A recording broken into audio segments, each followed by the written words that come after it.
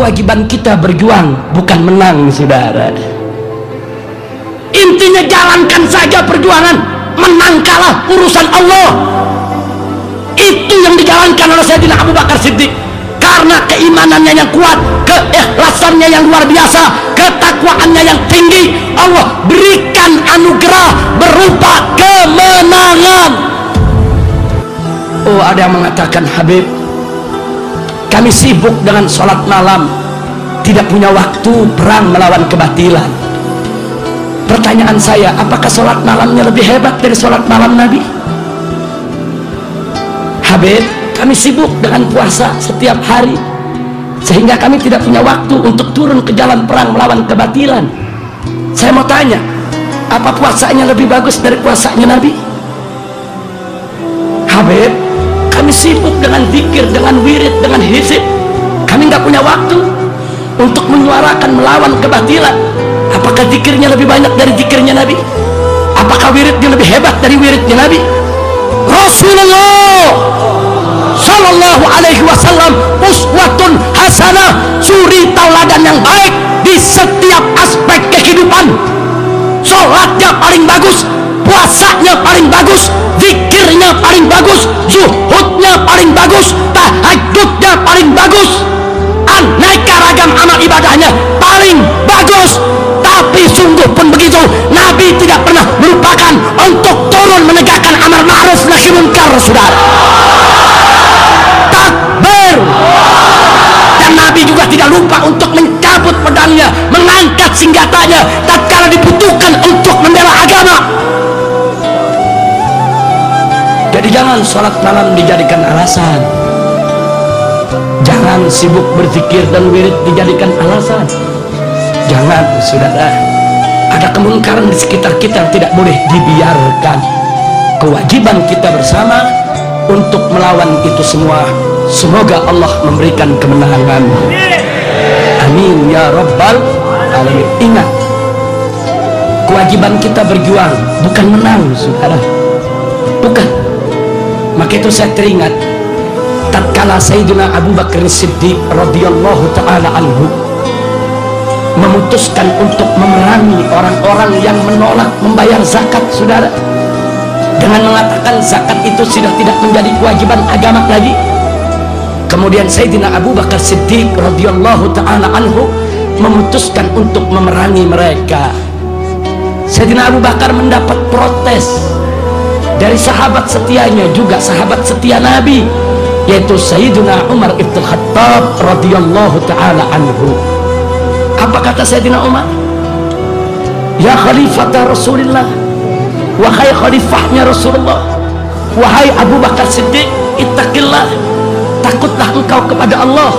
Bagaimana kita memerangi mereka sementara mereka yashhadu an la ilaha illallah wa anna Muhammadar Rasulullah, sementara mereka masih memberikan kesaksian, masih mengucapkan 2 kalimat syahadat, mereka masih menegakkan sholat, mereka masih puasa Ramadan. Kenapa kita perangi mereka?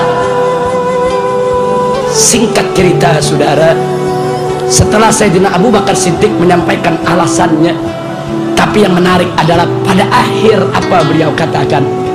Beliau katakan, wallahi ya Umar, demi Allah hai Umar, andai kata aku hanya seorang diri, tetap aku akan perangi mereka agar mereka kembali ke jalan Allah. Walaupun sendirian, saudara. Sayyidina Abu Bakar tidak peduli, karena beliau yakin ini adalah perjuangan yang hak, yang mereka harus dikembalikan kepada yang hak, tidak boleh kompromi dengan kebatilan. Makanya beliau katakan, walaupun aku sendiri ya Umar, walaupun satu Madinah nggak ada yang ikut, aku sendirian perang, tetap aku perangi mereka agar mereka kembali ke jalan Allah. Setelah Sayyidina Abu Bakar mengatakan sedemikian rupa, Sayyidina Umar ibn Khattab radhiyallahu ta'ala anhu tidak ada pilihan kecuali sam'an wa ta'ah. Kami dengar, kami taat ya Abu Bakar. Singkat cerita, Sayyidina Abu Bakar wafat, Sayyidina Umar menjadi khalifah. Lalu tatkala Sayyidina Umar menjadi khalifah, apa beliau katakan? Taulah Abu Bakar, andai kata tidak ada Abu Bakar dulu, niscaya syariat zakat sudah hilang, tidak diamalkan orang. Masya Allah. Artinya di belakang hari kemudian Sayyidina Umar mengakui bahwa kegigihan Abu Bakar di jalan yang benar, sikap Abu Bakar adalah benar, putusan Abu Bakar adalah benar, bahwa kebatilan tidak boleh diajak kompromi, kebatilan harus dilawan, kebatilan harus dimusnahkan, yang hak harus disuarakan dan diperjuangkan, saudara. Takbir. Kenapa Sayyidina Abu Bakar begitu keras, bersikukuh, gigih, walaupun sendiri akan beliau lawan?